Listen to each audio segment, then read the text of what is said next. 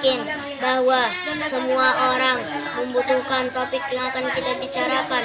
Bagaimana tidak, ia adalah satu bagian dari akidah kita yang kita yakini dan kita berpegang kepada Allah Subhanahu wa ta'ala dengannya. Bahkan seperti yang dikatakan oleh salah seorang imam dalam berdakwah, yaitu Syekh Muhammad bin Atiq rahimahullah, tidak ada hukum di dalam kitabullah yang mengandung dalil-dalil yang lebih banyak dan lebih jelas daripada hukum ini setelah kewajiban tauhid dan keharaman lawannya. Ia adalah akidah al-wala wal bara, salah satu dasar akidah Islam yang wajib bagi setiap muslim untuk mendukung dan membela wali-wali Allah dan memusuhi musuh-musuh Allah. Adapun jika engkau ditanya siapakah yang engkau bela, maka ambillah jawaban dari firman Allah Tabaraka wa ta'ala, Zat yang maha mulia namanya berfirman, Innama waliyukumullahu wa rasuluhu walladzina amanu alladzi yuqimunas salata wa yu'tunaz zakata wa hum raki'un wa may yatawallallaha wa rasulahu walladzina amanu fa inna hizballahi humul ghalibun. Sesungguhnya penolong kamu hanyalah Allah, Rasulnya, dan orang-orang yang beriman, yang mendirikan salat dan menunaikan zakat, seraya mereka tunduk kepada Allah. Dan barang siapa yang menjadikan Allah Rasulnya sebagai penolong, maka Allah pengikut agama Allah itulah pasti yang menang. Adapun siapakah yang kau musuhi, maka Allah Subhanahu wa ta'ala berfirman, Ya ayyuhalladzina amanu la tattakhidhu aduwwi wa aduwwakum awliya'a tulquna ilaihim bil mawaddah wa qad kafaru bima ja'akum minal haqq yukhrijuna ar-rasula wa iyyakum an tu'minu billahi rabbikum in kuntum kharajtum jihadan fi sabili wa batiga amardati tusirruna ilaihim bil mawaddati wa ana a'lam bima akhfaytum wa ma a'lantum wa man yaf'alu minkum faqad dalla sawa'as sabil. Hai orang-orang yang beriman, janganlah kamu menjadikan musuhku dan musuhmu sebagai teman-teman setia yang kamu sampaikan kepada mereka berita-berita Muhammad karena rasa kasih sayang, padahal mereka telah ingkar kepada kebenaran yang akan datang kepadamu. Mereka mengusir Rasul dan mengusir kamu juga karena kamu beriman kepada Allah Rabbmu. Jika kamu benar-benar untuk keluar berjihad pada jalanku dan mencari keridaanku, maka janganlah kamu berbuat demikian. Kamu memberitahu secara rahasia berita-berita Muhammad kepada mereka karena rasa kasih sayang. Padahal aku lebih mengetahui apa yang kau sembunyikan dan apa yang kau nyatakan. Dan barang siapa menjadikan Allah dan Rasulnya,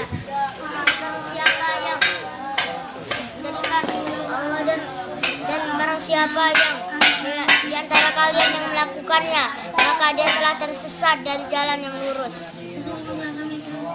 Karena inilah wajib bagimu, wahai saudaraku, untuk membela orang-orang yang beriman dan tidak memusuhi mereka. Musuhilah orang-orang yang kafir dan tidak membela mereka.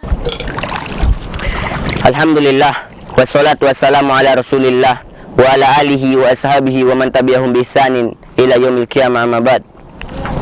Dunia ini tidak abadi, ia berujung dan berakhir. Sama halnya dengan penghuninya, yaitu manusia. Kontrak hidupnya juga terbatas. Selama-lamanya orang hidup, pasti dia akan berakhir dengan kematian. Ya, kematian adalah akhir dari kehidupan, termaksud manusia. Tidak ada tempat berlari dan bersembunyi dari kematian. Orang bisa saja dia berlari dari sesuatu dengan meninggalkannya di balik punggungnya, kecuali kematian. Dia berlari darinya, tetapi justru ia menghadang di depannya. Bersembunyi di balik benteng yang kokoh, mendaki langit dengan alat yang canggih, tidak bisa menghindarkan seseorang dari kematian. Allah Azza wa Jalla berfirman, Qul innal mautal ladzi tafirruna minhu fa innahu mulaqikum summa turadduna ila alimil ghaibi was syahada fayunabbiukum bima kuntum ta'malun. Katakanlah, sesungguhnya kematian yang kamu lari sesungguhnya kematian yang kamu selalu lari darinya, maka kematian itu akan menemuimu. Kemudian kamu akan dikembalikan kepada Allah yang mengetahui yang gaib dan yang nyata. Lalu Dia memberitakan kepadamu apa yang telah kamu kerjakan. Quran surah Al-Jum'ah ayat 8. Allah Azza wa Jalla berfirman, "Aina ma takunu yudrikumul maut wala kuntum fi burujin musayyadah." Di mana saja kamu berada, kematian akan mendapatimu, kedati pun kamu dalam benteng yang kokoh lagi tinggi. Ajal kematian setiap manusia telah ditulis oleh Allah pada saat dia masih di dalam janin, di dalam janin, di saat dia masih berumur 120 hari. Kemudian kematian itu ditulis bersamaan dengan rezeki, amal, kebahagiaan dan kesengsaraannya. Apabila ajal tersebut tiba, apapun penyebabnya, sakit, kecelakaan lalu lintas, terbunuh, tenggelam, dan bencana alam lainnya, semua itu penyebab kematian. Bahkan ada orang yang mati tanpa didahului oleh penyebabnya. Kata orang, mati mendadak. Dia tidur, ternyata itu menjadi tidur panjangnya. Dia duduk di meja kantor, tetapi dia tidak lagi berdiri, tetapi diangkat ke ranjang pemandian. Semua itu penyebabnya hanya satu, yaitu kematian. Seandainya kematian adalah perkara yang sangat mudah, ringan, dan remeh, akan tetapi tidak demikian. Justru ia merupakan awal bagi babak kehidupan baru yang hanya memiliki dua kemungkinan, yaitu kesengsaraan dan tangisan abadi, atau kebahagiaan dan senyuman abadi, di mana kedua pilihan ini tidak akan berubah tergantung kepada apa yang kita tanam di alam dunia. Oleh karena itu, ketika seseorang didatangi ajalnya, dia merasa tidak mungkin selamat darinya. Dia mengetahui beberapa jauh usaha menanam yang dilakukannya semasa dia hidup. Maka dalam kondisi tersebut, dia pasti berharap diberikan peluang kesempatan kedua guna menambal kelengahan dan memperbaiki yang rusak. Akan tetapi nasi sudah menjadi bubur. Waktu yang berlalu tidak mungkin diputar kembali, dan penyesalan selalu datang belakangan. Bismillah, alhamdulillah, assalatu wassalamu ala rasulillah wa ala alihi wa ashabihi wa man tabi'ahum bi ihsanin ila yaumil qiyamah, amma ba'du. An amiril mu'minin Abi Habsin Umar bin al-Khattab radhiyallahu anhu qala sami'tu Rasulullah sallallahu alaihi wasallam yaqulu innamal a'malu binniyat wa innamal likulli imri'in ma nawa. Faman kanat hijratuhu ilallahi wa rasulih fa hijratuhu ilallahi wa rasulih. Faman kanat hijratuhu lidunya yusibuha aw imra'atin yankihuha fa hijratuhu ila ma hajara ilaih. Hadis ini adalah salah satu hadis yang menjadi poros agama. Diriwayatkan dari Imam Syafi'i rahimahullah bahwasannya beliau berkata, hadis ini adalah sepertiga ilmu dan ia masuk ke dalam 70 bab fikih. Dan diriwayatkan dari Imam Ahmad rahimahullah bahwasannya beliau berkata, pokok Islam itu tegak pada 3 hadis. Pertama, hadis Umar radhiyallahu anhu, al-a'malu binniyat, amal itu tergantung niat. Kedua, hadis Aisyah radhiyallahu anha, man ahdatsa fi amrina hadza ma laisa minhu fa huwa raddun. Siapa yang mengada-ngada dalam agama kami ini apa yang bukan bagian darinya, maka amalan tersebut tertolak. Ketiga, hadis An-Nu'man bin Bashir radhiyallahu anhu, innal halala bayyinun wa innal harama bayyinun. Yang halal itu jelas dan yang haram itu juga jelas. Berdasarkan ini, maka amal perbuatan yang dimaksud adalah amal perbuatan yang syar'i, yang memang membutuhkan niat. Sedangkan apa-apa yang tidak butuh kepada niat, seperti kehidupan sehari-hari, seperti makan, minum, berpakaian, dan lain-lainnya, seperti mengembalikan amanah-amanah kepada pemiliknya, serta tanggungan-tanggungan, seperti titipan, dan apa-apa yang diambil secara paksa atau merampas, itu semua tidak membutuhkan niat. Karena itu, semua ini dikecualikan di sini dari keumuman amal perbuatan yang tersebut dalam hadis ini. Maka, penggalan kalimat setelahnya, wa innamal likulli imri'in ma nawa, dan sesungguhnya seseorang itu hanya mendapatkan apa yang diniatkan. Adalah pengabaran tentang hukum syar'i bahwa bagian yang akan didapat oleh orang yang beramal adalah niatnya. Jika niatnya baik, maka amalnya menjadi amal soleh dan ia mendapatkan pahala. Dan apabila niatnya rusak, maka amalnya juga menjadi rusak dan ia menanggung dosa karenanya.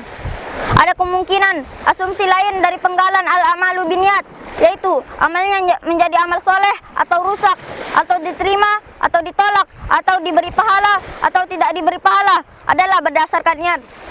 Maka ini menjadi pengabaran tentang hukum syar'i bahwa baik dan rusaknya amal itu tergantung kepada baik dan rusaknya niat. Sabda Nabi SAW, wa inna malikulli imri'in ma nawa, dan sesungguhnya seseorang itu hanya mendapatkan apa yang diniatkan. Adalah pengabaran bahwa orang yang bersangkutan tidak akan mendapatkan dari amal perbuatannya kecuali apa yang diniatkan. Jika niatnya baik, maka ia akan mendapatkan kebaikan, dan jika niatnya buruk, maka ia akan mendapatkan keburukan. Bismillah, alhamdulillah, wassalatu wassalamu ala rasulillah wa ala alihi wa ashabihi wa man tabi'ahum bi ihsanin ila yaumil qiyamah amma ba'd. Di antara salah satu kejahatan besar yang diperintah oleh Allah untuk berlindung darinya adalah kejahatan orang-orang yang hasad atau dengki. Dalam surah Al-Falaq ayat ke-5, Allah Subhanahu wa taala berfirman, "Wa min syarri hasidin idza hasad." Dan dari kejahatan pendengki, bila ia dengki, penyakit dengki ini memberikan pengaruh pada pelakunya adalah ia akan memakan kebaikan sedikit demi sedikit tanpa disadarinya. Diumpamakan oleh Rasulullah seperti api yang bakar atau rumputan. Dan di dalam hadis yang lain yang diriwayatkan oleh Abu Daud dan Ibnu Majah dan lainnya dari Abu Hurairah radhiyallahu anhu, Rasulullah sallallahu alaihi wasallam bersabda, "Iyyakum wal hasada, fa innal hasada yaqulu hasanati kama taqulu naru al-hutabi aw qala al-usbah." Berhati-hatilah kalian dari penyakit hasad, karena hasad akan memakan kebaikan sebagaimana api bakar atau rumputan. Dan penyakit dengki bukan saja akan merusakkan kebaikan pelakunya, bahkan kata Rasulullah, ia dapat merusakkan iman pelakunya. Diriwayatkan oleh At-Tirmizi dari Az-Zubair bin Al-Awwam, Rasulullah sallallahu alaihi wasallam bersabda, "Dabba ilaikum da'ul umami qablakum al-hasadu wal baghdau wa hiya halikatu, amma inni la aqulu tahlikus syar walakin tahlikud din." Telah mendalar penyakit umat-umat sebelum kalian, yaitu adalah kedengkian dan kebencian. Ia adalah mencukur. Aku tidak mengatakan yang mencukur rambut, namun mencukur merusakan agama. Dan di dalam hadis yang lain yang diriwayatkan oleh Ad-Dailami dari Bahs bin Hakim dari ayahnya dari kakeknya, Rasulullah sallallahu alaihi wasallam bersabda, "Al-hasadu yusidu imana kama yusidun sabaran asalah." Dengki dapat merusakkan iman sebagaimana cuka dapat merusakkan madu. Wallahu ta'ala a'lam. Wassallallahu nabiyana Muhammad wa akhiru da'wan alhamdulillahi rabbil alamin. Wassalamualaikum warahmatullahi wabarakatuh. Jauh apapun kebodohan kita, bisa kita atasi dengan ketekunan. Kita lakukan berulang-ulang. Saudaraku, para ulama pun tidak secara tiba-tiba menjadi alim. Keberhasilan mereka lalui dengan sebuah proses menghafal, mengulang-ulang, dan mengkaji berkali-kali. Dan Abu Tahir As-Salafi pernah ditanya, dari mana ilmu yang kuperoleh ini? Beliau menjawab, dari duduk di rumahku selama 70 tahun. Hitung total coba berapa lama Anda membaca. Ibnu Hibban meriwayatkan satu hadis dari 2000 guru. Imam Al-Muzani menelah kitab Ar-Risalah karangan Imam Asy-Syafi'i hingga 500 kali. Dan alim Andalus menelah kitab Al-Bukhari hingga 700 kali. Atta bin Abi Rabah harus merelakan tidur di masjid selama 30 tahun untuk berburu ilmu. Dan siapa yang tidak kenal dengan pengarang senior ini, yakni Ibnu Jauzi. Ketika wafat Ibnu Jauzi, beliau dimandikan dengan air hangat. Sementara kayu untuk memasak airnya adalah kayu dari rautan pensil yang digunakan. Menulis oleh Ibnu Jauzi. Alhamdulillah, wassalatu wassalamu ala rasulillah wa ala alihi wa ashabihi wa man tabi'ahum biihsanin ila yaumil qiyamah. Amma ba'du. Saudaraku rahimakumullah, jika kita renungkan, semua manusia bergerak dan berusaha demi kenikmatan yang menjadi tujuan. Garis besarnya ada dua titik akhir yang diharapkan. Ada yang menginginkan dunia sebagai terminal akhir perjalanan. Ada pula yang menatap lebih jauh ke depan. Mereka jadikan akhirat sebagai akhir perjalanan yang didambakan. Masing-masing dari dua titik tujuan ada penggemarnya. Ada yang banting tulang demi kenikmatan dunia yang didamba. Ada pula yang bekerja keras demi kejayaan hidup setelah dunia menjadi sirna. Sahabat Ali bin Abi Thalib mengistilahkan dengan abana'ul akhirah dan abana'ud dunya. Beliau berkata, walikulli wahidatin minhuma banun, fakunu min abana'il akhirah wala takunu min abana'id dunya, fa innal yawma amalun wala hisaba wa ghadan hisabun wala amala. Masing-masing dari dua hal itu, yakni dunia dan akhirat, memiliki generasi penggemar. Maka jadilah generasi akhirat dan janganlah menjadi generasi dunia. Karena hari ini di dunia adalah tempat berjuang dan belum ada perhitungan hisab.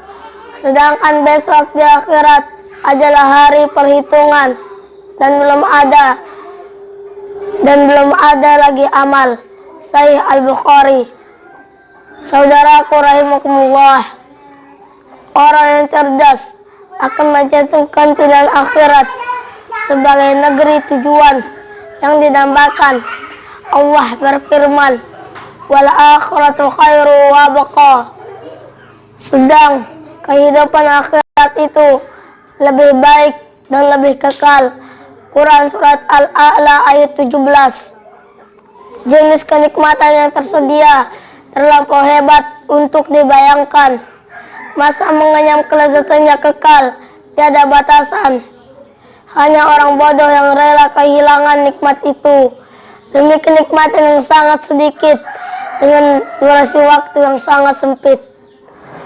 Karena itulah Nabi Sallallahu Alaihi Wasallam memberikan gelar Al-Qais, orang yang jenius, bagi mereka yang mau mengevaluasi diri dan berbekal untuk hidup setelah mati.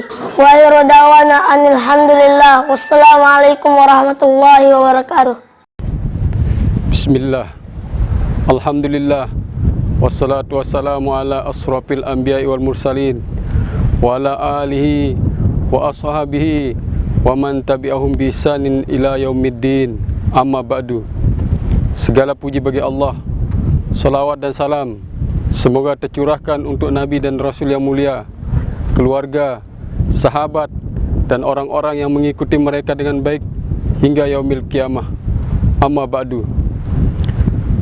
Saudaraku rahimani wa rahmakumullah, di tengah kehidupan orang-orang yang memperebutkan dunia ini, marilah sejenak kita merenung tentang proses kejadian manusia hingga ajal datang menjemputnya. Kehidupan manusia realisasi dengan peniupan roh ke dalam jasad embrio di dalam rahim ibunya. Kemudian setelah berapa bulan dia keluar ke dunia ini, dimandikan, diberi minyak wangi, kemudian tumbuh menjadi anak kecil, balita, lalu bocah, pemuda, tua, jompo, dan kembali seperti anak kecil. Allah berfirman dalam surat Yasin ayat 68, wa man nu'ammirhu nunakkishu fil khalq afala ya'qilun. Barang siapa yang dipanjangkan usianya, niscaya dia akan dikembalikan seperti semula. Maka mengapa mereka tidak mengerti? Kemudian kematian datang pada waktu yang telah ditentukan. Kemudian kubur, kebangkitan, surga atau neraka. Mati adalah fakta yang mengerikan yang menghampiri setiap makhluk hidup, berulang setiap hari dan detik. didapati oleh orang besar maupun kecil, laki-laki maupun perempuan, kaya maupun miskin, kuat maupun lemah, jahat maupun bertakwa. Allah berfirman, kullu nafsin za'iqatul maut. Tiap-tiap jiwa itu akan merasakan mati. Tidak ada beda antara jiwa yang satu dan jiwa yang lain dalam merasakan mati. Yang membedakan hanyalah akhir dari kematian itu. Allah berfirman dalam surat Al-Imran ayat 185, wa man zuhzi'a 'anil nari wa udkhilal jannata faqad faz wa mal hayatud dunya illa mataul gurur. Barang siapa yang dijauhkan dari neraka, dimasukkan ke dalam surga, sungguh dia telah beruntung. Kehidupan dunia ini tidak lain hanyalah kesenangan yang memperdaya. Mati adalah kondisi keluarnya ruh dari jasad, terhentinya badan dari bekerja, serta meninggalkan keluarga, tetangga, masyarakat, yaitu beralihnya dari istana kepada kubur, beralihnya dari bumi ke perutnya. Seandainya ada seseorang yang selamat dari kematian, niscaya akan selamat sebaik-baik makhluk Allah, yakni Nabi kita, Nabi besar Muhammad sallallahu alaihi wasallam. Allah berfirman dalam surat Az-Zumar ayat 30, Aynama takunu innaka mayyitun wa innahum mayyitun. Sesungguhnya wahai Muhammad, engkau akan mati, dan sesungguhnya mereka pun akan mati. Berapa banyak raja yang mati dijemput dari atas tahtanya seraya mengatakan, andai saja tanggung jawabku hanya sebatas diriku dan keluargaku, tidak terhadap manusia. Alangkah banyak pemuda yang terpedaya dengan masa mudanya, sibuk dengan hawa nafsunya, berkata, aduhai sungguh malang masa mudaku, seandainya aku merasa diawasi oleh Allah. Dan berapa banyak orang kaya mengatakan, andai saja hartaku hanya secukupnya dan cara memperolehnya halal. Demikianlah ketika kematian tiba, penyesalan-penyesalan bermunculan dari para pelaku kejelekan atau keburukan, dan senyum tersimpul di atas para pelaku ketaatan. Adakah tempat lari dari kematian? Allah berfirman dalam surat An-Nisa ayat 78, Aynama takunu yudrikumul maut walau kuntum fi burujim musayyadah. Yang artinya, di mana saja kalian berada, niscaya kematian tetap akan mendapati kalian, kendati kalian berada di dalam benteng yang tinggi lagi kokoh. Kemudian kematian datang pada waktu yang telah ditentukan dan ditulis. Dan kematian datang di negeri yang tidak kita ketahui kecuali oleh Allah. Allah berfirman dalam surat Luqman ayat 34, wa ma tadri nafsum bi aidi ardin samud innallaha alimun khabir. Yang artinya, dan tidak ada seseorang pun yang mengetahui di bumi mana dia akan mati. Sesungguhnya Allah Maha mengetahui lagi Maha mengenal.